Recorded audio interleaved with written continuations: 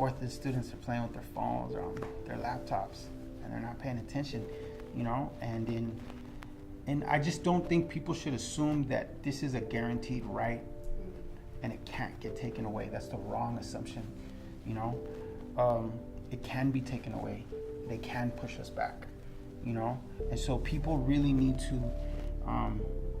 and if you don't, you know, it's hard too, because if you don't have the experience, or you don't, you know, if you had the privilege to grow up with parents who are college educated, have siblings that are college educated, and you don't want to know what it's like not to have that, then it's hard to really empathize and really visualize what it's like to live and not have access to an education, you know. But I think that the majority of my peers, my cohort that I grew up with, did not have a college education, and really struggled through a lot.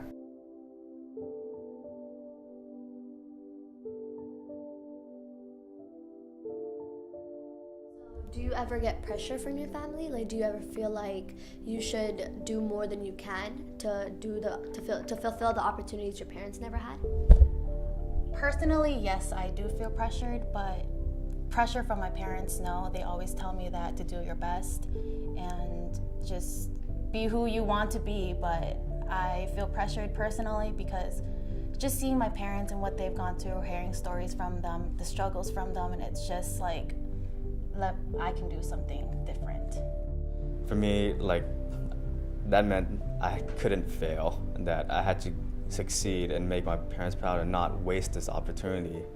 Because, like, even I did fail classes before, and of course back then it hit me really hard, especially when after I failed multiple classes more than I wish I had, and that made, like, after one point I actually had a breakdown and cried to my brother about this. And, like, I'm a person that rarely cries too, so that one of the moments that really hit me, because at that time it was one of the lowest I've ever been. I think it was like 11th grade, and I was like, this is so dumb. Like, why am I conforming to these societal things going on around me when it's like none of this is gonna benefit me in any way? And my mom was always be like, ponete las pilas, which is like, you know, like, get it together, keep going, you know? And that motivation just had me keep going. And when I was about to graduate high school, I got like an acceptance letter from like Cal State Northridge, Cal State Long Beach, Chico State, and Cal State Fullerton. And I was like, I don't know what I want to do yet.